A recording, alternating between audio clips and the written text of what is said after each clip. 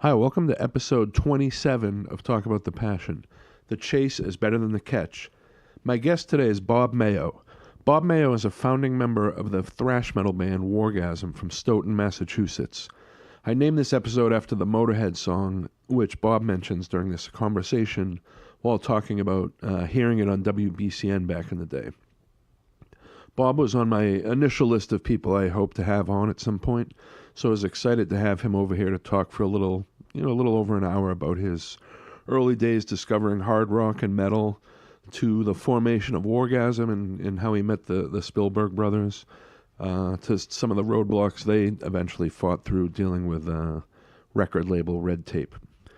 As I mentioned in the episode, I'd put Wargasm's first full-length Why Play Around up next to Master of Puppets, as far as classic metal albums, Rain and Blood, for me anyway, those are perfect records, and Why Play Around definitely should sit next to those. There's no question.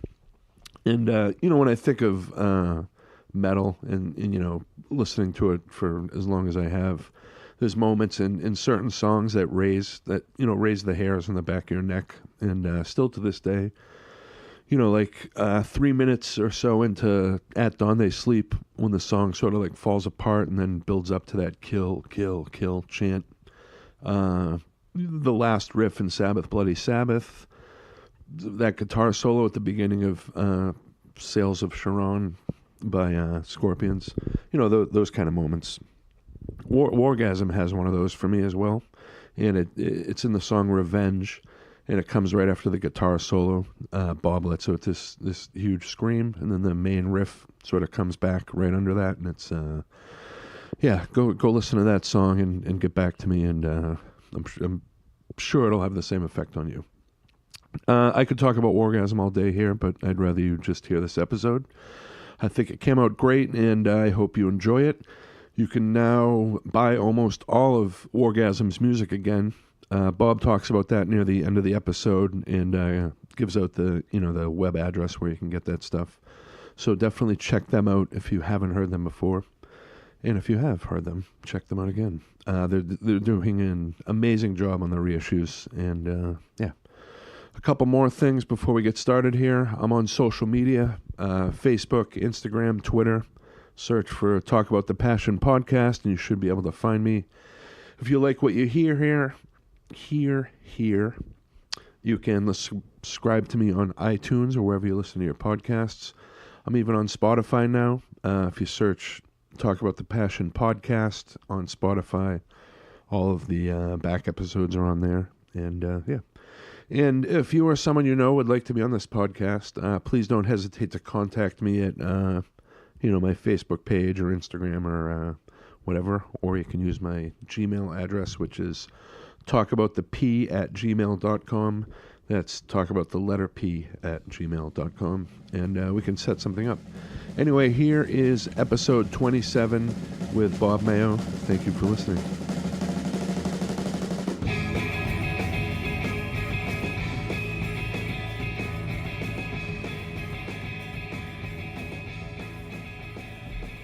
All right, so I'm here with Bob Mayo. We're here at my house here in Rentham. And how you doing today, man? I'm doing great. I'm on vacation this week, so it's all casual. Nice. So where did you grow up, Bob? Stoughton. I've been in Stoughton for all of my 53 years. Yeah. It's not too different than where we're at right now. It's not as rural, I guess, but it's a small town. Yeah. About 20 minutes south of Boston. Mm-hmm. But it was cool growing up because it was about halfway between Providence and Boston. So depending on which direction you headed in, there was something to do. Right. And what did you guys do for fun there? Well, once we started to play music, that was pretty much where all the fun was at. Yeah. And everybody thinks of Wargasm as a Boston band, and I guess because that's primarily where we operated, but we really were, all three of us are from Stoughton, and we did the bulk of the work of the band, the writing and the rehearsing and all that in Brockton. Mm-hmm. Okay. South Shore. Yeah. And where did you initially start getting into music? Did you have like a person in your life? No, I had a pretty rotten childhood. Yeah. The family situation was pretty terrible. Okay. And of course, like a zillion other kids, I found Kiss at exactly the right time. Yeah. Probably Rock and Roll Over was the album. Mm-hmm. So 76, 77, Yeah. 77. And that was the first record I ever bought with my own money. Okay. Or the first record I ever bought at all. Yeah. But yeah, I fell in love with them. It's a funny story. I actually had a friend at school who was a huge Kiss fan and was constantly ridiculed all the time about it. Right. But he and I had a connection, and I ended up not telling the truth. Right. Yeah, I got all their albums. Yeah, sure, I'm a huge fan too. Right. And one day he said, "Why don't you take my bus home from school to my house, and we can listen to my records?" Yeah. Back then, when you used to listen to records, Right. You know, with friends. And I ended up taking that bus to his neighborhood, and we went. He said to me before the school day, "Why don't you bring that new album over? You said you had them all, right?" Yeah. Yeah. "Oh yeah, I got them all." Yeah. "And you got the new one?" "Yeah, I got the new one." So he said, "Why don't you bring that over?" And I was like, "Oh, what am I going to do? I don't have any Kiss albums. Right. I don't even know anything about Yeah. Kiss except they look super cool." Right. And so I got off the bus, the Bat Bus. If anybody in the South Shore knows what the Bat Bus is. Right. And I walked to Music Machine in Canton, Yep. just a couple blocks at the Village Mall from where he lived. And I bought the album, threw away the shrink wrap, Yeah. and walked up to his house and said, "Here, I brought the album." Like I'd had it for weeks right. or whatever. And so when we put it on, the first time he heard it was also the first time I Yeah, heard it. But that's awesome. But I fell totally in love with them Yeah. after that, and I still think that's a great album. Yeah, Now, yeah. it's hard for me to know. I think I can be objective enough to know that it is a great album. Yeah. But it also might just be the emotional connection. I Right. don't know. Yeah. I used to sit and stare at that album cover. And Yeah. Just like probably look like an idiot. But yeah, it's just a real emotional resonance with that Yeah. album. But the objective me also thinks it's a great rock album. Right, too, yeah. 70s rock. Yeah. That's where it started with me. And I hung with them and probably right until about they made that awful movie. Yeah. Yeah. And then right around there was, I got into Cheap Trick as well and Aerosmith, Right. just like everybody else. Yeah. But when the Van Halen bomb exploded, Yeah. I completely walked away from Kiss. Yeah. Yeah. I think they just kind of made Kiss look ridiculous. Yeah. Of course. And from then on, it was just pretty much rock in general, metal in general. Yeah. But Van Halen was the big wake-up call. Yeah. That yeah. first album Oh yeah. was just completely mind-blowing. Yeah. I don't know where I saw it, but I remember and I always think of this as the first time I experienced metal or like chuggy guitar was seeing that video of You Really Got Me, and just being like, what in the hell is this? And It's funny, the way I found that album too was, of course, is a funny story. Remember WAAF used to have this show on weekends. It was an overnight show called, I think it was the Friday Night Six Pack. okay, yeah. And they used to play 6 albums in a row. Basically, they didn't have to have a DJ Yeah. overnight, I Right. guess. And they were recently released albums or soon to be released albums. Right. And I was at my dad's apartment in Canton, Mm-hmm. and he just bought a brand new console stereo. So it had a AM/FM tuner, a record player, and an 8-track Oh yeah. player.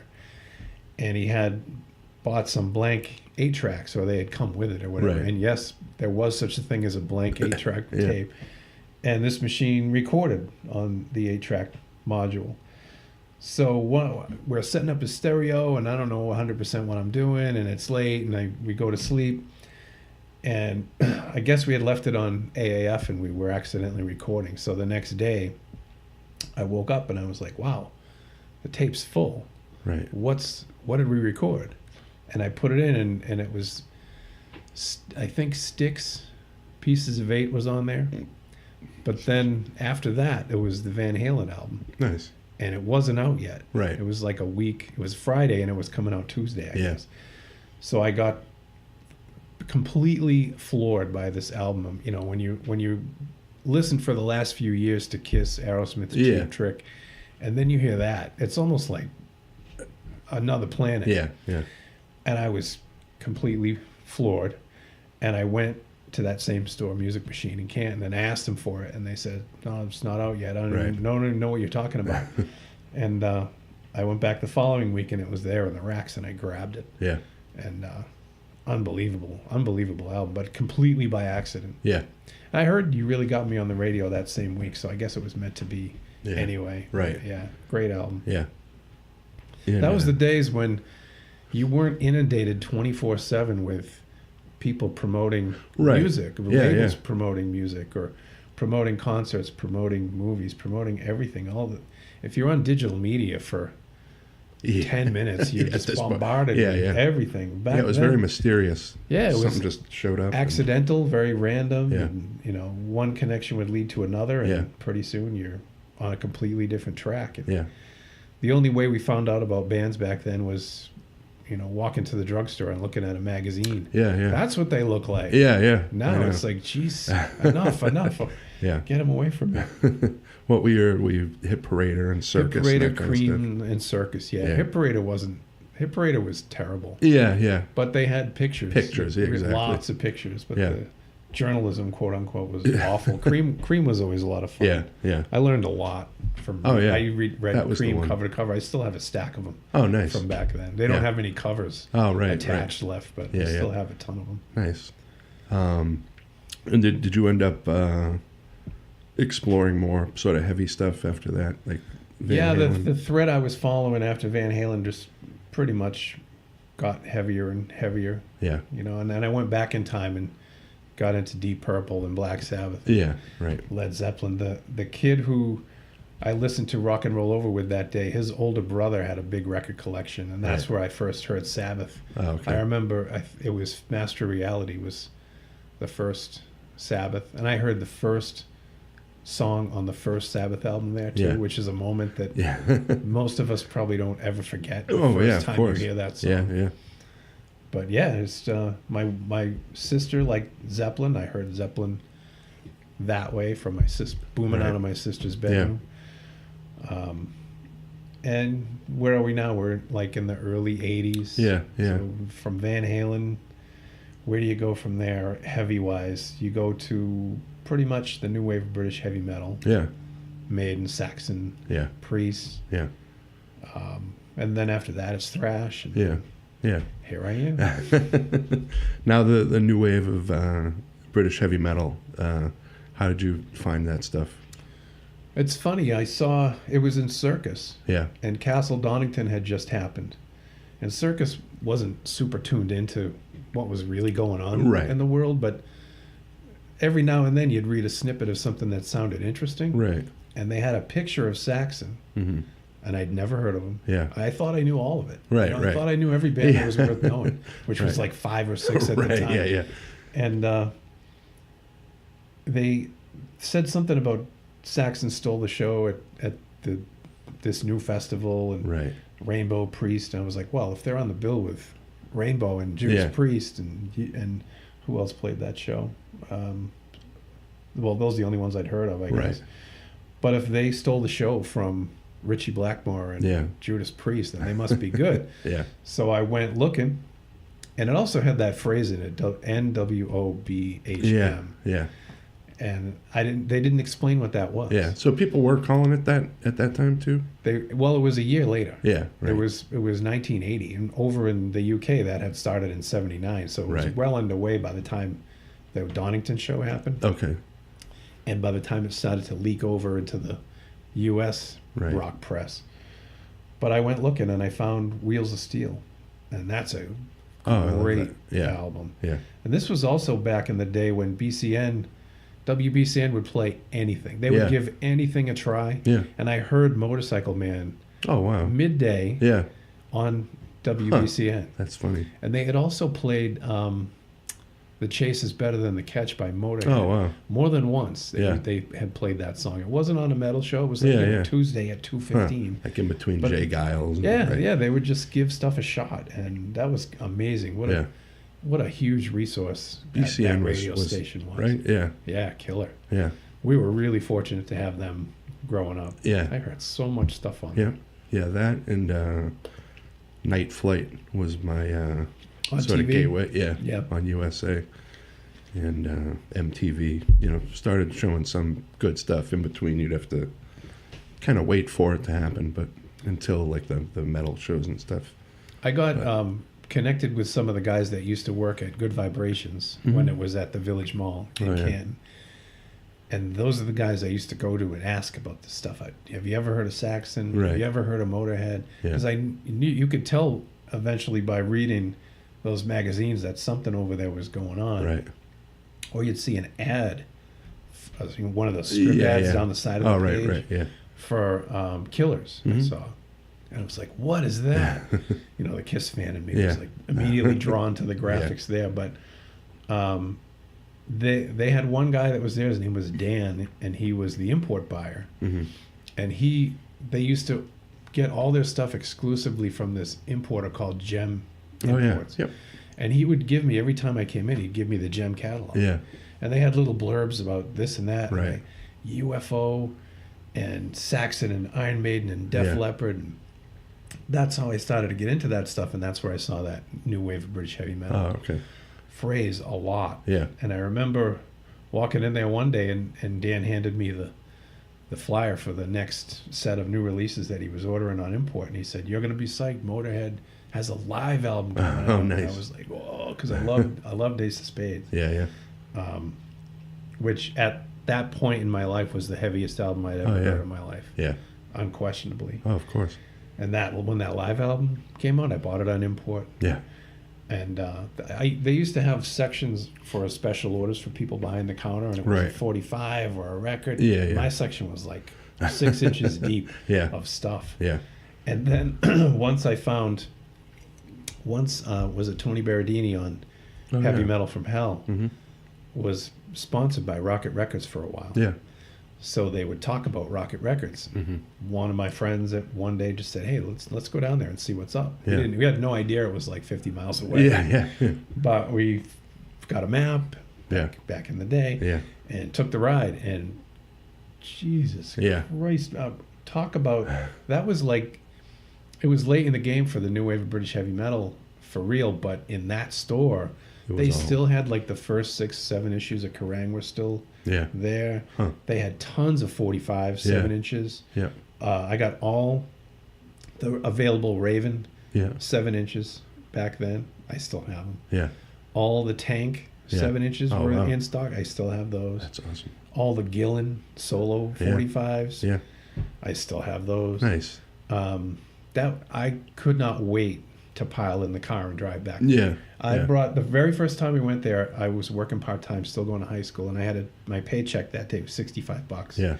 I spent the entire thing. Boom, gone. And I couldn't wait to go back. Of course. That was a window to another whole scene. And then it kind of fizzled out by 83 or 84, but right around the corner was Metallica and thrash metal. And we just like followed the thread, just what's the new cutting edge. And right around that point, for me anyway, you were either glam or you were thrash. That was really no question. Do you, I guess maybe going backwards a little, the first concert you saw? Kiss. February 2nd, 1982. Oh, wow. Providence Civic Center. Is that Creatures of the Night? It was Alive 2. Oh, all right, It was Alive 2. And there were 2 nights. I think it was the first night that I went to. The Rockets opened up. And it was awesome. Just being in the same room. My seats were awful. But it was great for a first show. It was fantastic. And then that year I saw Aerosmith. Bootleg tour. I saw Nugent at the Cape Cod Coliseum. I saw Van Halen open up for Black Sabbath. That too. The Never Say Die tour. That was amazing. They destroyed. They had 20 minutes and like 3 lights, 4 amps. They destroyed Black Sabbath. That place was just on fire. That was an amazing moment. And that's history too. Oh, of course. The way they kicked Sabbath's ass. Yeah, that was great. Then probably 5 or 6 shows that year and 5 or 6 shows the year after that. And, as my band started to gig more, we went to less and less concerts. That way. Plus things were changing too. The bands that we were into were club bands. They weren't arena bands. Of course. And so you were playing music at this point. Yeah, we're 78. I was just learning how to play guitar. Okay. I took lessons for probably about 6 weeks. Yeah. And my teacher, it's funny, my teacher first said, "Hey, you have really big hands. Are you sure you don't want to play bass?" Yeah. I said, "No, I want to play guitar. Yeah. I want to be Ace Frehley." Right. And so I started playing guitar, taking lessons there, and my teacher didn't really seem interested in teaching me how to play the guitar. He was Yeah. more, he would ask me to go out and pick a song from the sheet music wall, Right. and he would help me Oh, all right. play that song. Yeah. Nice. And then next week, hey, go pick another song. And, Right. and I'd be like, okay, I'm learning how to play this song Right. and that song, but I'm not really learning my way Right. around the guitar at all. Yeah. And I would kind of augment that by sitting on the floor and putting on a record. And I had a good enough ear Right. where I could try to figure out what they were doing and how they Right. were doing it. And my records turned out to be a better teacher for me than any teacher at the music store. The big records for me, Kiss was the first 3 Kiss albums Yeah. were pretty easy to learn Yeah. and easy to play. And Aerosmith, Get Your Wings was a huge one. Oh, yeah. Mastering something off of that, Oh, yeah. getting through something off of that was like, wow, I got this. Seasons of Wither. Yeah. Yeah. There's real dynamics on Oh, that yeah. record, and there's really cool guitar playing and cool Definitely. riffs. That was a big one for me. Draw the Line was another big one. Yeah. I love that album. That's my favorite. Yeah. Aerosmith. A lot of people just diss that record. Yeah, but I love that it. record. Yeah. But I would say overall, I'm pretty much self-taught. Yeah. Yeah. Okay. I'm pretty lucky to have been gifted with perfect pitch, and Yeah. I have photographic memory. And Yeah. I'm kind of wired for just soaking up music. Yeah. Yeah. And luckily, I ended up in a band with 2 guys who were exactly the same way. Yeah. So that chemistry was awesome. Yeah. For that band. Yeah. So how did you meet the Spielbergs? I used to work at a supermarket Okay. in Stoughton called Roxy's, Mm-hmm. and pretty much all the high school kids cycled through that place Yeah. as a first job. Right. Right. And there was a guy there named Wayne, I've known Wayne since 3rd grade. He actually got me the job there. Yeah. So I used to hang around with Wayne. Wayne used to hang around with this group of kids that hung around at the end of this street called this. They used to call this area the Circle. It was a Okay. dead end. And it was Yeah. a big cul-de-sac at the end of a street. And once I started at Roxy's, he said, "Hey, we're having a party at my house this weekend. Why don't you come down?" And I was like, "Cool, brand new Right. circle of friends. Yeah. New job, new friends." Yeah. And one of the kids that was going to the party knew that I had played guitar somehow. And he said, "Why don't you bring your guitar? Because there's a jam going on there." Yeah. And he was kind of like, "My friends, the musician Right. friends. Let's see what you See can what do." you get. Yeah. So I brought it. I went to the party and I brought the guitar. And it was kids that were like 1 or 2 years older than me, Yeah. pretty much. And they were playing Zeppelin Mm-hmm. and Bad Company Yeah. and like classic rock Right. stuff. And this little kid got behind the kit. Yeah. And everybody went outside to the keg and put some food on the barbecue grills. Right. And he got behind the kit, and I hadn't been able to play up until that point because all the older guys were Right. playing. So I Yeah. picked up my guitar. And he goes, "What do you know?" "I don't know. What do you know?" Back and forth for a while. And I knew a lot. Yeah. I knew Number of the Beast. Oh, nice. I knew British Steel, Yeah. like the albums. Right. Pretty much could work my way through those Right. albums at that point. Mm-hmm. So I guess this is probably 1980 or 81. Okay. Yeah. We're all still in high school. And he goes, "You know Number of the Beast?" I said, "Yeah." He goes, "Let's play that." And this little kid looked like he was about 10 years Yeah. old. So we played it. Yeah. And pretty much got through it and Yeah. did a pretty decent job. And then, "What else do you know off that album?" "What's the next song?" Yeah. So we played whatever's the next song. Right. People start cycling back in from outside. Right. Who's making the racket? Who's playing? And this stuff was like a little bit more challenging than Yeah. Bad Company. Oh, of course. Yeah. Stones and stuff. Yeah. So they were kind of impressed, and everybody came back in, and they just kind of let us do our thing. And I Yeah. don't even know this kid's name Right. yet. We're just Yeah. so tuned into each other, Right. so connected. Yeah. And like an hour goes by, Living After Midnight. Yeah, let's do that. Just jamming away. Yeah. And it turns out that was Barry, who he was like 15, Okay. I think. And that night, the party decided it was going to move to the Skyview Drive-In, Canton, I think. Yeah. And so everybody piles into their cars and drives up. Little do I know that Barry's brother, Rich, Yeah. is in a band called Voyager. Okay. And the bass player's name is Pete. And they got another drummer. They had another drummer and another guitar player. I forget who those guys were. But at the drive-in, Rich and Pete approached me because they were at the earlier piece of the party, and they asked me, "Hey, we're going to quit Voyager. We want to start a band. Yeah. You really impressed us today. You want to be in our band?" Yeah. And I point to Barry, not knowing that it's Rich's brother. Right. Yeah. I said, "Only if that kid is the drummer." Right. And Rich looks at him and goes, "No fucking way. No, I'm not going to be in a band with my brother." And they kind of stormed away. Right. I guess Pete talked to him and said, "Look, let's just give it a try. Yeah. See what happens." So they cycled back around and said, "All right, let's jam." Right. So that's Rich, Barry, me, and Pete. Right. I was still playing guitar and Pete's playing bass. Yeah. And we started to play. We played regularly. We played Maiden covers. We played Crocus. Yeah. Nice. Lots of that Right. wave of British heavy metal stuff. That's the music that we all had in Yeah, of common. course. And eventually Pete had, I don't know if it was school or a girlfriend or whatever, but he stopped showing up Right. regularly. And just so we could keep playing, I would pick up his bass and Yeah. play as a three-piece that way. Mm-hmm. Never had a vocalist. Yeah. And I really liked playing the bass. I liked Yeah. playing with Barry as a rhythm Right. section. Right. We really clicked that way. And Rich, to be honest, was just head and shoulders way past me as a guitar player. Anyway, I was kind of intimidated to play with him. So that configuration kind of stuck. Yeah.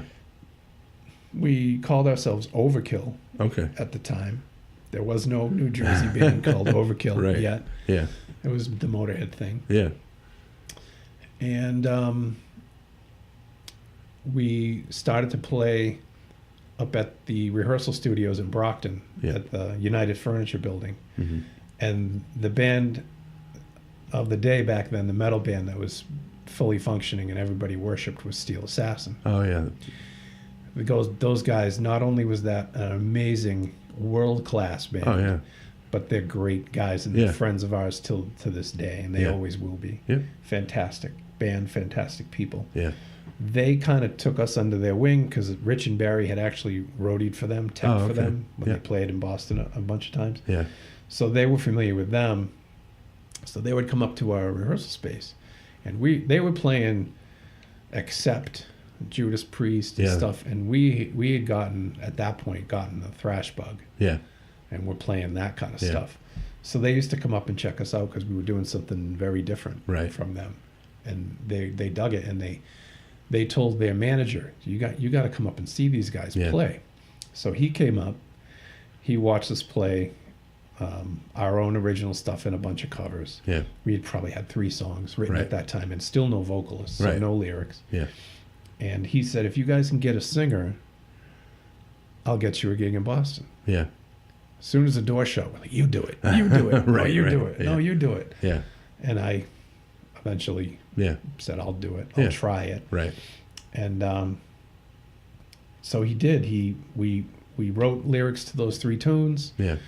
I started singing the best I could, trying to make sense of playing and singing at the same time. I was never very good at that. Yeah. But we got a real short set together. Yeah. And we let the guys in Assassin know we're ready to go. Yeah. Let's see if he meant what he said. And boom, he's on the phone saying, Metal Church, you guys would fit really well with Metal Church in November at Celebrations. Yeah. Do you want the show? Yeah. Yeah. Yeah. So practice.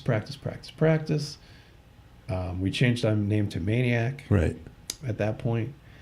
And the day of that show, he called me at work and he said, listen, Metal Church canceled.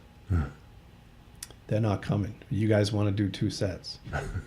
There's nothing else I can come up with, and Right. I'm not canceling the show. It's Yeah. metal night. Right. Every Wednesday night is metal night. It's Yeah. going to go on anyway. Right. Do you guys want to do 2 sets? Yeah. I'm like, okay. Right. Yeah. So we drove in. We were terrified. This was literally our second show. Yeah. We played once in Stoughton for 30 people that we Right. all knew. Yeah. Yeah. Your friend. And then we had the Metal Church show. And we thought the Metal Church show was going to be like, you know, a first impression on Boston. Right, but right. they're really there to see Metal Church. Yeah, of course. So we thought it was the perfect deal, but Yeah. now all the Metal Church fans are going to be there, and they're going to be furious that Yeah, the of band's course. not here, and they're Yeah. going to hate us and Right. throw shit at us. Yeah. And it was the opposite. Yeah. They really welcomed us. The crowd was like really, really awesome. Yeah. They understood what happened with Metal Church, Yeah. and they liked what we were doing. Yeah. And it couldn't have gone better. Yeah. It was a great first impression with Yeah. that scene. Yeah. And pretty much from like that point on, in terms of like real metal, Yeah. we were pretty much it. Yeah. Yeah. Because I think it's because of that show. Yeah. Yeah. Where it could have went. Yeah. You had to step up. It could have went either way. Right, It could have yeah. went really, really badly, but it just went the other way. And Yeah. we're forever grateful Yeah. to Metal Church for not canceling. showing up. And Yeah. they did come back. They rescheduled the show and we opened up for them. Oh, nice. Like, you know, that was meant to be. Right. But that was a great way to start, really. Yeah.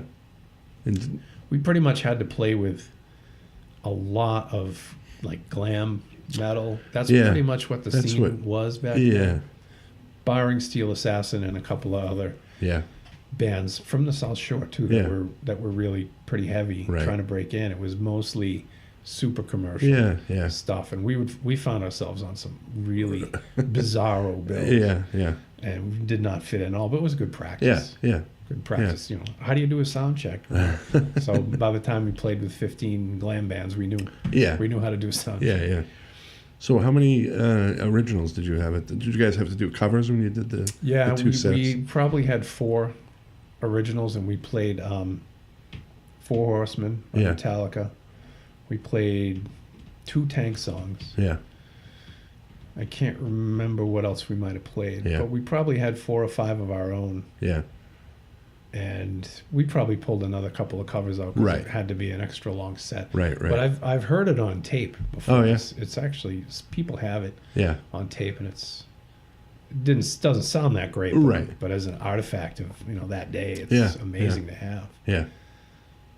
And those songs, did those end up on that first demo you did, the one you The just Maniac one? reissued? Yeah. Yeah, not all of them. Right. We didn't record. Well, maybe they did. Everything that we had at that time is on that demo. Yeah. Yeah. Yeah, and the Hawk is on there. Yeah. We played that. We played it extra slow. It's like Yeah. 12 minutes long as it is. But yeah, man, those days. Yeah. I'm 53 right now, and sometimes I stop and think back. Was that me? Yeah. You know, was that my Yeah, life, or yeah. was that a movie I saw? Right. Right. Crazy. Yeah. When did you guys change the name to Wargasm and Mike Jones, who of ERS. Nasty Habits Yeah. fame, ERS, he started to work for Combat Records, Yeah. A&R for Combat, and he offered us an EP Yeah. on Combat, but he said you have to change your name. There's 15 other Maniacs in the U.S. Right. alone. Right. We turned him down for the EP because we wanted our first album Yeah. to be all of our best songs. We didn't want to put the EP out with the weaker songs. Right, That of doesn't course. make sense. Yeah. Yeah. And we didn't want to give him all the good songs because Yeah. then the album would be weak. Right. So we said we'll pass, but we took his advice and changed the name. Yeah. And Barry and Rich's older sister, found it in a thesaurus Really? it's a synonym for attack. Oh. It's a pretty bizarre one, but Right. it's there. Okay. And I've had people question the veracity of that story over the years, Right. and I have a photocopy of the thesaurus Oh, really? page with her little Oh, that's pencil awesome. circle around it. Nice. So anyone has an issue with that, give me your email address. I'll send it to you. Nice. And then you guys started playing out much more from after that. Yeah, I mean, the scene wasn't just us. There were other bands, but it seemed like to us that things were really happening. Yeah. And we got all the big shows that were coming through. We played with Megadeth at the Channel. We played with Slayer at the Channel. Yeah. We played with Flotsam and Jetsam. We played with Sepultura. We played... Slayer at the Channel was I missed that. that was the Rain and Blood show. Yeah. That was the show to be at, never mind on the stage. Yeah, yeah. But those shows were huge for exposure for us. Yeah. It wasn't like a Tuesday night pay to play. It was sold out. Yeah. Those were huge. And Celebrations, we headlined. Yeah. Celebrations, we headlined downstairs and upstairs. Right. Narcissus. We headlined the Channel. Yeah. The Living Room. We got to that point where we were headlining pretty much, but sometimes it wasn't in your best interest to headline. Yeah. If someone huge was coming through, Yeah, of course. then you wanted to be the opener. But Yeah. we built up so much momentum, and then we got the deal. We did the second demo. Yeah. Satan Stole My Lunch Money. Yeah. And we recorded it at Normandy Sound in Rhode Island. Mm-hmm. We literally made one at a time. We duped that dubbed, I don't know what the term is, that cassette, one copy at a time, Really? and went down to Lemoore in Brooklyn. Mm-hmm. I forget who the band was that was playing. Megadeth, maybe? Yeah. I think it was Megadeth. And Rich literally walked through the crowd at Lemoore and handed out the tape to people. Yeah. Like 30 tapes. Right. Just didn't say nothing, just handed them out. Yeah. And that was, tape trading was huge back then. Oh, yeah, And of everybody course. was like, Yeah. cool. Yeah, yeah. Like none of them got trashed. They all got taken Right, home. yeah, yeah. What is this? Yeah. And we started sending tapes to labels at that time too. Yeah. And never really heard anything worth pursuing. Right. Celluloid Records wanted to make us an offer, but Mm-hmm. it wasn't even really an offer. Right. It wasn't even enough. We spent more money on the demo than what they offered us for an album. And they had no track record either. Right. They were trying to get into that. Yeah. Metallica selling records without a single, without a video. So this must be something to get into, but we passed on that. So we'd sent one to Profile. Mm-hmm. It was actually Rock Hotel, which was a subsidiary Chris of Williamson. Chris Williamson, the promoter, the New York concert promoter. Yeah. Had his own little label called Rock Hotel. And it was all punk and hardcore, no metal. Yeah. But I guess he was looking to branch out. Yeah. So we sent him a tape along with like 100 other indie labels. Yeah.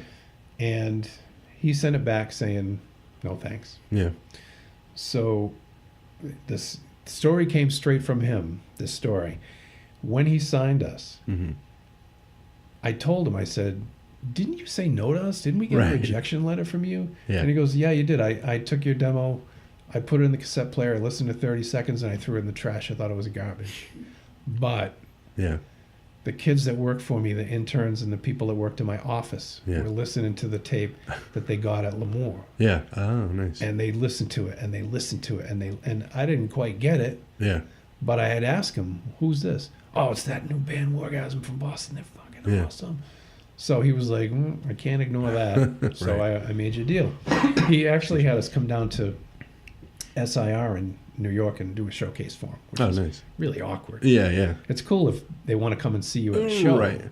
But you're just standing there, and just two people sitting in a chair staring at you. It was kind of bizarre, but we did it. Yeah. And he offered us a deal. We also had an offer from Monty Connor, who was the president of Roadrunner forever, and now he's the president of Nuclear Blast. Oh, all right. At the time, he had a startup label called He's Gonna Kill Me. Damage Records. Okay. I'm maybe tentatively saying it was Damage, Damage. He'll correct me via Facebook. All right. Hi, Monty. He made us an offer too, and they were comparable offers, but Chris just had a way. Yeah. He had the Cro-Mags, and Age of Crow was huge in the underground, and he had bands with reps. Yeah, of course. Murphy's Law and stuff like that. And he promised, I'll keep you guys on the road. Right. On the road, on the road, on the road. Yeah. And for us, we were like, yeah, that sounds good. Yeah. So we signed with him. And it turns out that, you know, if we had signed with Monty, I heard this from Monty later, if we had signed with Monty, his label failed. Yeah. So as he goes, as much trouble as you had with Profile, I probably would have destroyed you. Yeah. Yeah. So it turned out pretty well, Right. considerably. Yeah. With Profile, Chris Williamson lost his distribution deal with Yeah. Profile right after we signed. Right. They didn't renew it. Right. So he was a label without a distributor. Right. And while he worked things out with Profile, everything was on hold. Yeah. Our album should have been out in 1987. Yeah. It was done. Yeah. Yeah. Everything was ready to go. Yeah. But we had to wait. We waited like 8 months Yeah. for him to sort out what he was going to do. And Right. he would tell us, I'm talking to Capitol. Right. I'm talking to Yeah. Combat. And just hang in there, guys. It's Right. coming. It's coming. Nothing ever happened. So Yeah. finally, Profile, you know, whatever they had invested in it, I guess it was enough for them to need to do something with it. So Profile themselves just scooped everything up and put it out. Right. Blam. Yeah. I saw 2 print ads. And That's was it. And that That's was it. That's all for I their ever saw. promotion. They Yeah. never put it on the road. Yeah. They did nothing. Yeah. And I remember speaking with the label president, Steve Plotnicki, Mm-hmm. and he said to me, we just had a #1 record with Run DMC, Right. Tougher Than Leather. Yeah. No single, no video, no tour support. Right. #1 record. Why would we want to spend any money on it? We Right. can do it without that. Right. That's our focus. So we're not a rap band. Right. Metal is, you got to get out there and you got to play. Yeah. Of course. Yeah. And you got to play right in front of the kids' faces. You Yeah. can't, Yeah. Of course. you know, that's just the way it works. He's Yeah. like, well, that's not what the label's about. Right. It's about rap right now. So sorry. So that was that. And we Right. decided after that cycle pretty much was over, during that album cycle, it was amazing. We played the Bayside Expo Yeah. Center with Manowar and Nuclear Assault. And that was our show. What was that? Was that just like a metal show? They Yeah, just had it yeah. It was there? the Bayside Expo show. Yeah. It was a Saturday afternoon. Huh. It was like 5 bands on the bill. Malaya Rage was on it. Yeah. Hades from New Jersey was on it. Yeah. And it was a 3-gig package. That Right. We played in Connecticut somewhere, Rhode Island somewhere, Yeah. and then the Bayside show Right. somewhere. And we outsold Manowar's merchandise. Oh yeah. The kids broke the barrier in Yeah. the front while we were playing. Yeah. And it was pandemonium Yeah. during our set. And Oh, it yeah. was pretty much like Kerrang reviewed that show. Oh, Mike, really? Mike Gitter wrote Oh, did he? a review for Oh, that nice. show for Kerrang. Huh. And he pretty much said that it was our show. Yeah. And Manowar's crew decided that we were a threat, Yeah. and they turned on the house lights Right. while we were playing. They just Right. boom. Yeah. They killed the PA Really? while we were playing. And our manager and one of the guys in our road crew got into a fight with them, trying to tear them away from Right. the light board and the monitor board because they saw that they were messing with us. Mhm. There was actual fist fight Yeah. about it. But then we were, after hearing stuff like that, you're thinking, wow, Yeah. Manowar's threatened by us. So Especially we're- those guys. Yeah, we're doing something right. So that was a great year. 88, Yeah, 88, into yeah. 89 was an awesome year Yeah. for the band. And forgive us, but we were thinking we're on our way. We're Yeah, cool. yeah. Step one. Yeah. No, when I got Why Play Around, I remember thinking, this sits in my record collection next to Master of Puppets, and for me, it's one of those metal records. It's I really thought that year that, all I want to do is tour yeah. and build towards the next step. Right. Yeah. And when I get to the next step, we'll do the same thing Yeah. to step 3. We'll just Right. keep building Yeah, that yeah. way. That's the way the business worked Yeah, of back course. then anyway. Yeah. And so our contract called for album number 2 Yeah. with Profile. We got in touch with Profile, and they didn't even bother to return calls. Yeah. Hey, we got to record another record. Right. What's the budget? Where are we recording? Who do Yeah. we talk to? nothing. Right. And just crickets. So we knew they were not going to promote us. Right. They didn't promote the first one. Yeah. The only reason the first one was in the top 5 CMJ, Mm-hmm. College Music Journal back then. Yeah. Every college had a metal show. Yeah. Saturday nights. Oh, yeah. Monday night, whatever. And that was an important way the indies tracked what their records were doing. Yeah, the CMJ. Was on college radio. Yeah. It didn't count for publishing royalties back then. Right. But it was an important way that they tracked the success of their records. It was an important way for them to promote their records. Yeah. And at the end of '88, we were in the top 10 best name, best album, best album cover. Yeah. There was a couple of weeks during the ending of '88 where we were number 5 in their top 100. Oh, wow. And it was like Anthrax, Ozzy, Motorhead, and Wargasm. Right. And just to have our name in the top 5 with those bands was just completely flooring. But the only really the way it got to where it got there was Rich. Yeah. When we realized Profile was not going to do anything for us, Right. Rich grabbed a copy of CMJ. Yeah. And it had the radio stations all across the country, Yeah. the metal shows, the phone numbers, and the DJs' names. Yeah. And he sat in our manager's office 8 hours Yeah. and called every single one of them and schmoozed every single one of them all across the country.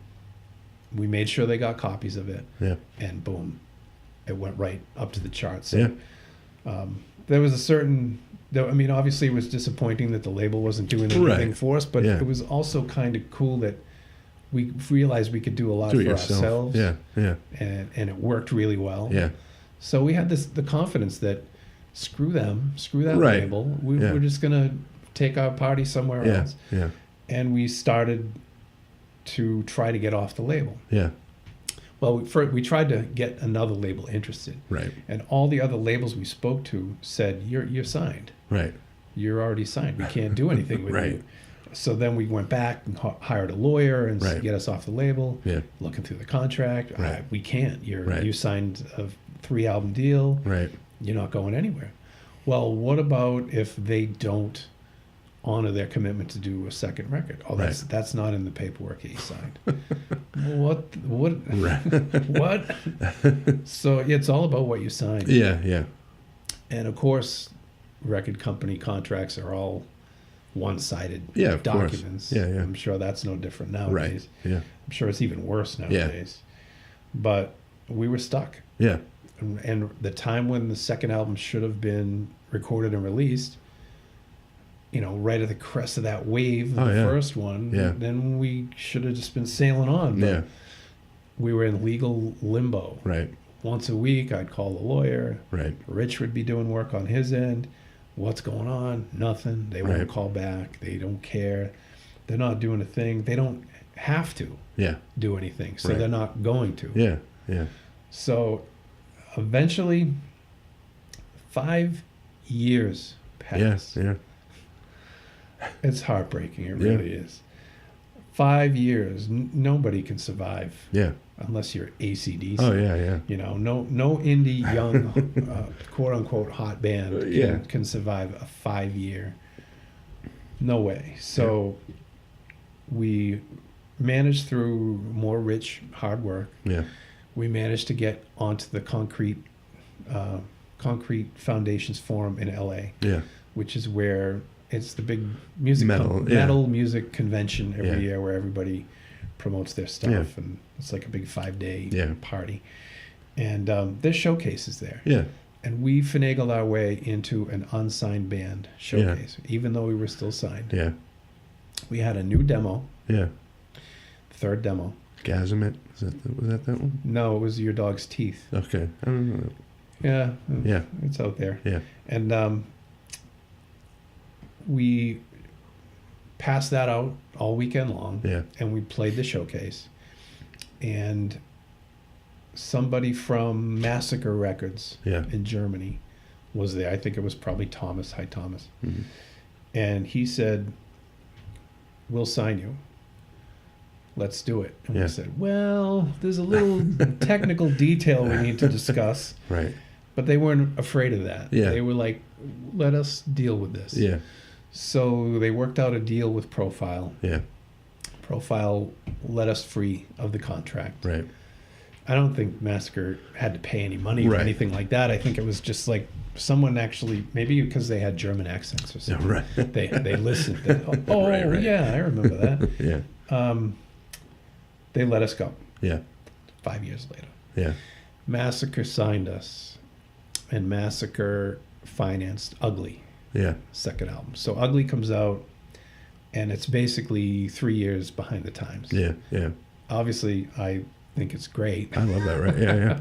Yeah. But at the time, things had really moved on toward, this is that weird period where there was nu metal. Yeah. There was kind of the beginning of grunge. Yeah. There was all these weird offshoots like funk metal. Oh yeah. Yeah. And just a lot of Rap weirdness. metal. Yeah, lots Yeah. of weird stuff going on. And Yeah. we were still playing thrash. Yeah. Yeah.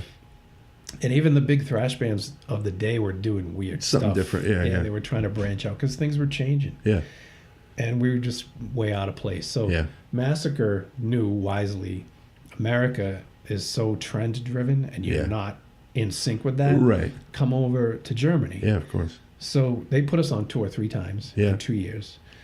They did the Ugly album, Yeah. which was successful for them. Mm-hmm. We toured.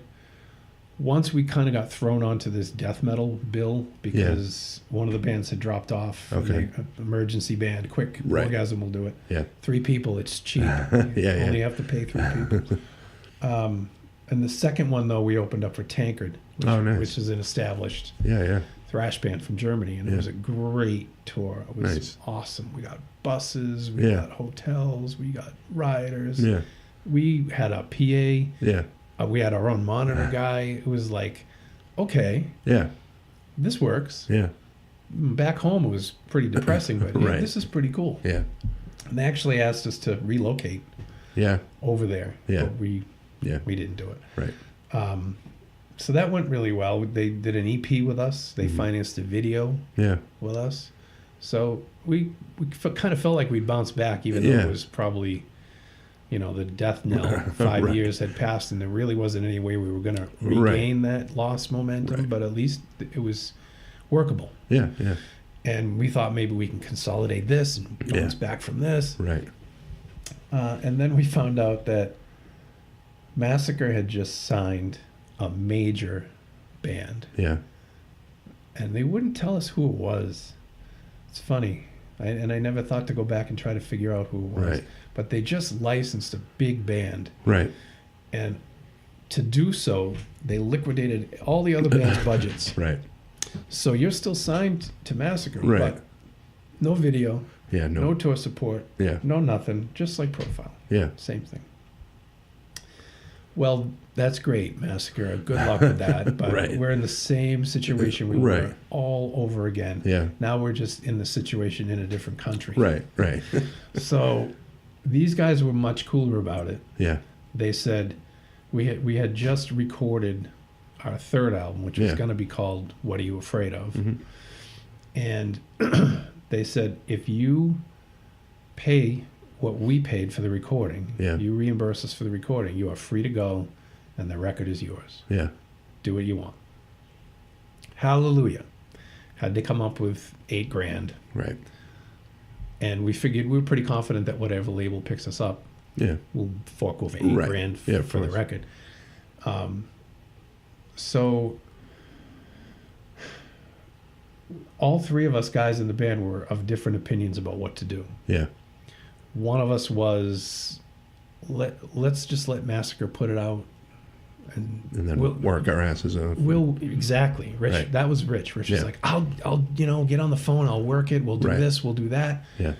And Barry was a different opinion.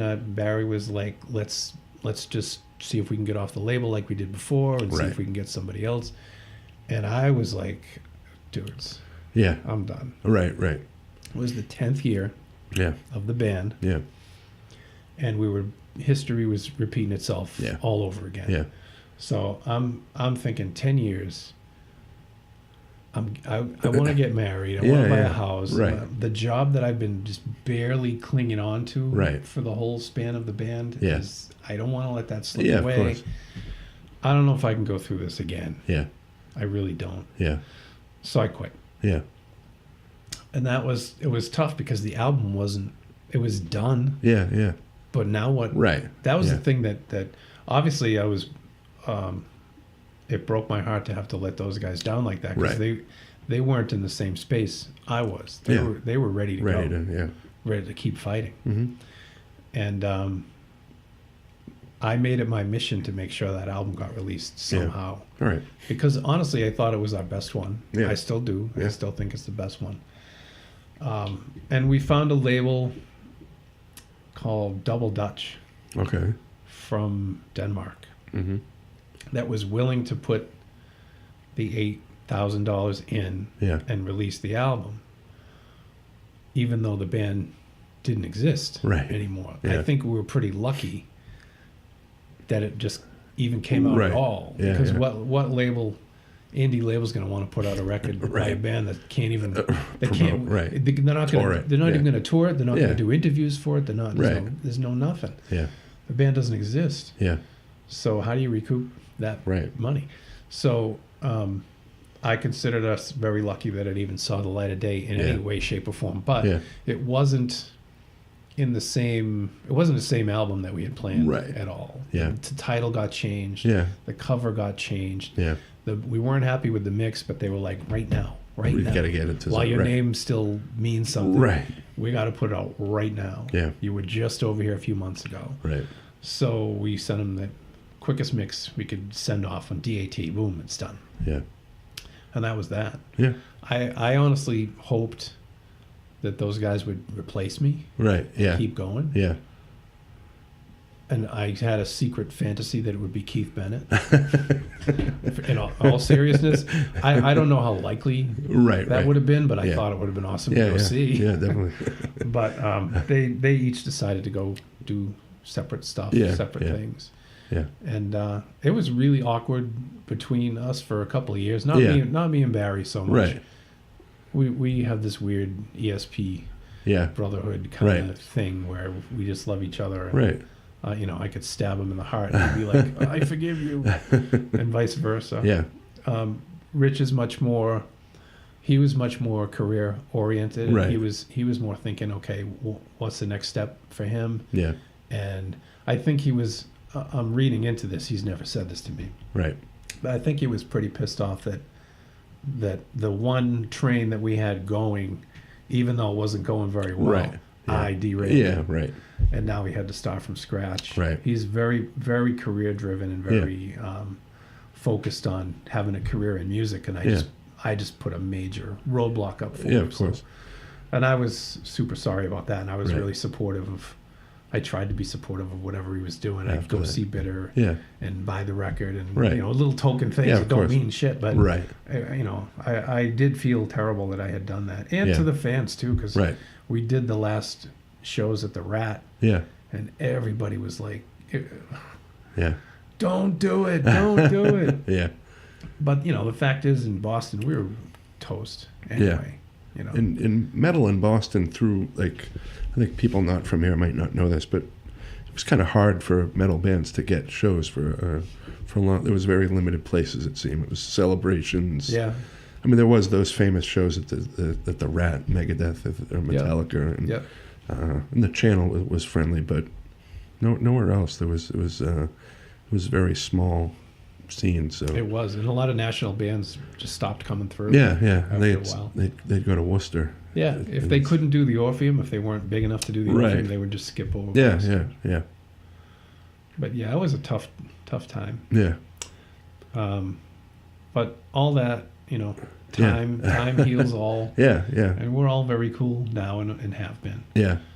And now, so these last few years, you've been reissuing all the Wargasm stuff, and I think it's great. The liner notes are, and I think it's a testament to you as like a music fan, to music fans, like seeing like, oh, this is like a nice package. It's not just some thrown together here as our first album. It's definitely Well, it's great It's to hear cool that. to- I appreciate that because it's a lot of work. Yeah. And, you know, that's the thing about when we were with Profile, we had no control. right. We felt out of control and Yeah. helpless, completely helpless and hopeless. Yeah. There was nothing we could do. Yeah, Everything about our career was in the hands of other people. yeah, And the decisions they made or didn't make, Yeah. we had no control. yeah, yeah, And then, you know, with Massacre, who were head and shoulders better, yeah. it was the same thing, though. They made a decision that cost us pretty much Yeah. everything. Right. So, and then there was, the 95 to 2015, maybe even 2010. Yeah, 15 years of no control. yeah. Hey, when are you going to put out Why Play Around? Well, Right. we can't. We don't own it. Right. Well, that's frustrating to, Yeah. that you worked on this art Yeah, so hard and it's such a huge part of your life Yeah. and it doesn't exist really in the Right. real world anymore. And Yeah. You can't share it with people. right. Yeah, You can't exploit it, Yeah. even though you worked on it. yeah, I started to research the rights of that stuff. yeah, And I got in touch with people who used to work for Profile. yeah. Steve Plotnicki Mm-hmm. is the president of Profile. He's a food critic now in Manhattan. Oh yeah, He has a food blog. yeah, I got in touch with him. yeah. And he said, yeah, maybe someday. Oh, okay, thanks. My fucking music. Yeah, thanks, man. Right. Thanks a bunch. And then I got in touch with Thomas from Massacre. Yeah, And Massacre, Thomas emailed me right back and said, dude, those are yours. yeah, After 10 years, the rights revert to you. Yeah. Look at your contract. yeah, I dug up the contract. Boom. Yeah. Hey, wow. Yeah. We own Ugly and we own Fireball. right. That's amazing. Yeah, Let me find a label that's willing to put them out. yeah. And at the same time, somebody bootlegged Why Play Around. Really? Oh, I didn't know that. Some CD or Yeah. just CD? Yeah. They also bootlegged Nuclear Assault's Survive, Okay. which is an excellent album, but Yeah, yeah. it's also a real on-demand album that the rights are kind of nebulous and, Right. and unknown and untraceable. Okay. So somebody on Facebook said, hey, have you seen this yet? Right. I ordered one from Amazon. Yeah. And I'm like, I never heard of this label. There's Right. no address on it. There's no Yeah. UPC on it. Right. I researched it as much as I could. The only thing I could find was Nuclear Assault's Right. Survive. Yeah. So I got in touch with Glenn from Nuclear Assault. And he goes, Yeah. oh, that's a bootleg. That guy's a fucking asshole. Right. So you've been bootlegged. Yeah. So I said to myself, if Joe Schmo Can bootleg it and not from get sued. Mysteryland Right. can do this, Yeah. I can do it. Yeah. And I have much more of a right Right. to do it than he Yeah. does. Yeah. So this right around that same time, when I finally hit Facebook, Yeah. a lot of people from the past came out of the woodwork Yeah. to say hi to me. Oh yeah. People I hadn't seen or heard Yeah. from in decades. Right. One of the people that got in touch with me, the people from Europe used to say, hey, I want to put out Why Play Around. Right. Sorry, I don't own it. Yeah. Hey, I want to put Why Play Around. Right. I'm sorry, I can't Yeah. give you the okay. Right. Because I don't own it. Yeah. Hey, can I do this with your permission? No. Right. And that's right around when the bootleg thing hit. Yeah. So somebody said, screw, I don't need Right. permission. I'm just going to do it. Yeah. So Ted Tringo Mm-hmm. from the label Dark Symphonies, Yeah. The Crypt, Yeah. he got in touch with me. Yeah. And he didn't take my answer at No, face value. right. He said, let me keep pushing. Yeah. I don't own it. Well, okay, fine, you don't own it, but... Yeah. And he kept pursuing and pursuing and pushing and pushing. And Yeah. he kind of got me into a space where I was like, well, if this unknown guy did the bootleg, why can't I do it? Right. I still had that anxiety of someone from New York's going to slap a lawsuit, Right. Yeah. Of course. take my house away or Yeah. something. Yeah. So Ted said, let me do it. Yeah. With your okay, Right. you can write the liner notes. Yeah. You supply me with all the pictures and the artwork. Yeah. You help me promote it. Yeah. You can endorse it, Yeah. but I'll take all the risk. Yeah. I'll pay for it. So that seemed like a perfect arrangement Yeah. of, Yeah. of how to make it happen. So went ahead and did it. Yeah. Have not heard anything from anybody, and I don't expect to. Right. So after we did that one, we did Ugly, Yeah. we did Fireball. We're going right down the line. Yeah. And the fourth album, which ultimately was Suicide Notes, is the one that we're trying to figure out right now. Yeah. And I didn't know you did Fireball. that's going to be a tricky one. Yeah.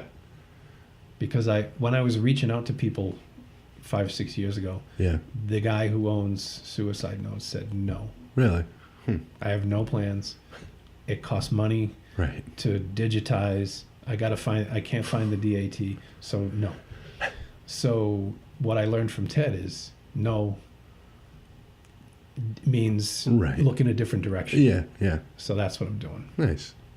We'll see what happens. And Fireball, you did that on a CD, the reissue of that. Yeah, that was Yeah. that was an EP. Yeah. We basically did that. We had a leftover song from Ugly, Yeah. which was the Deep Purple cover, and we had some live stuff we did with Joni WMBR, right? at WMBR, Yeah. and we decided to do an EP, Yeah. and it gave us another excuse to go over to Europe again and promote Yeah. something, but Yeah. also the advance money we got, because this stuff had already been recorded. Yeah. We used the advance money to film the Dreadnought Day video. Oh, nice. So that worked out really well. Yeah. And that was Paris Mayhew's brother Oh, all right. who produced that What video. is that? Yeah. Yeah. Oh, all right. So that was cool. Nice. But yeah, That's cool. that's the thing I was saying about having control over the catalog. For so Yeah. many years we had no control over Right. it. Now that we have control over it, I mean, I'm a record collector's record collector. I'm Yeah. into the minutia. Oh, yeah. I'm into the archival photographs. Yeah, and no, all I am that too. stuff. That's why I love it. And I finally had the opportunity, because it wasn't costing me a penny, Yeah. Yeah. to do it the way I can dream about Oh, yeah, doing it. yeah. And that's what I did. Yeah. They're all going to be, everything we do is going to be that way. Yeah. There's not going to be some leftover track that we didn't Right. put on. Yeah. Yeah. Or and if you put the liner notes all together in a row, it's going tells to a tell the story. whole story Yeah. chronologically. Nice. And every single picture I've ever been able to find, or anyone's ever sent me on Facebook or Yeah. any internet search, every photo I can find of this band is going Nice. to be in these books. Awesome. It's all going to be done right because we have reasserted control. Yeah. That's awesome, man. That's what it's about. Nice. And you have another to sort of we'll wrap it up a little. You've been writing for years, and you have this great blog. And I think some of the stuff's appeared in magazines too, where you has it I don't maybe maybe.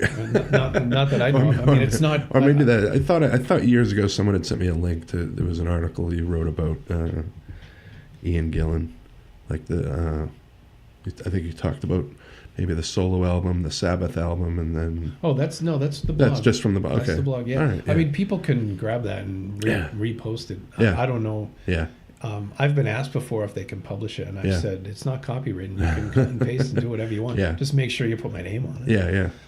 So maybe you saw something like that. But Yeah. yeah, that's Okay, yeah. that's been a lot of fun. Yeah.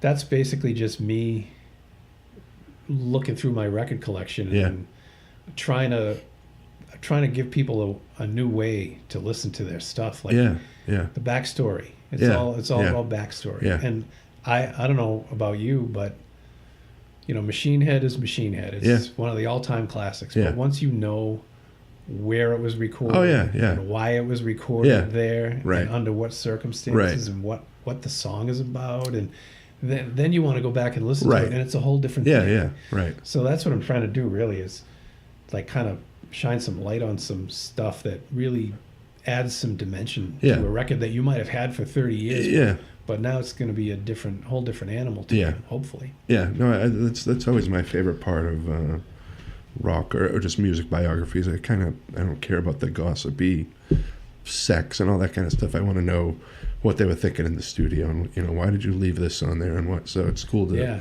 read That's that that's stuff. my and- favorite books too. Are the ones that go through this album, Yeah, and then they did this, Right. and then they did that.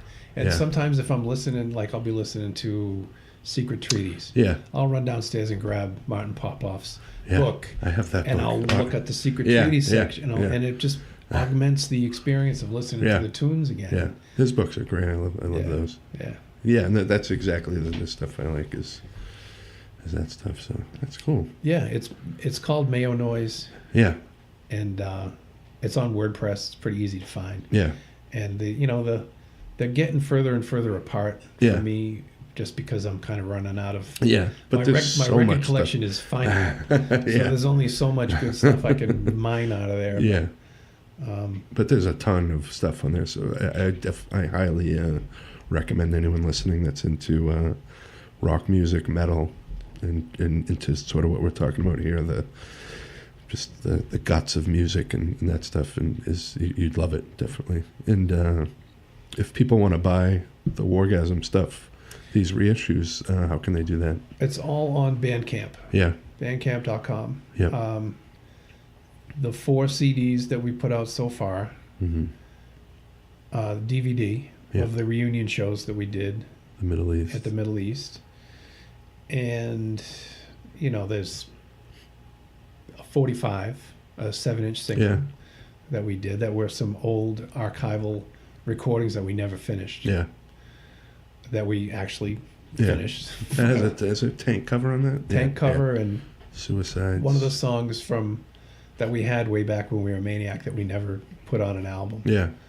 We were invited to be on Metal Massacre 9 or Okay. 10 or something. Yeah.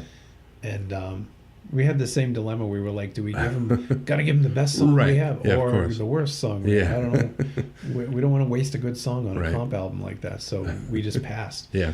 But we did have a recording of it that was half done, so we finished it. Nice. And the Tank one, same thing. We had all the music recorded, but no vocals Yeah. when we broke up. So I just went back in and Yeah. sang on it, and boom, 7-inch. Cool. And you guys did a couple Christmas songs on one of those. Is that on the Fireball? That's on Fireball. Yeah, Yeah, yeah. that was WBCN. Tony Bardini Yeah. put us in the studio. He Nice. financed it. It was his idea. He said, if you guys do a Christmas song, I'll get to play you every year. Yeah. Awesome. So we threw something together in one night and went down to Normandy and invited everybody we knew Yeah. and just went down and banged that out. It was a Nice. blast. Awesome. And again, the rights to that, who owns that? Does BCN? Right. Does Tony? Right, We right. don't know. Yeah. So we're gonna put it out. Yeah. And we're gonna see what happens. Yeah. Right. Nothing. Awesome. Well, thanks for coming out and doing this, man. I definitely Thanks for appreciate having it. me. Yeah. This is Yeah. super cool. Thanks, man. Cool.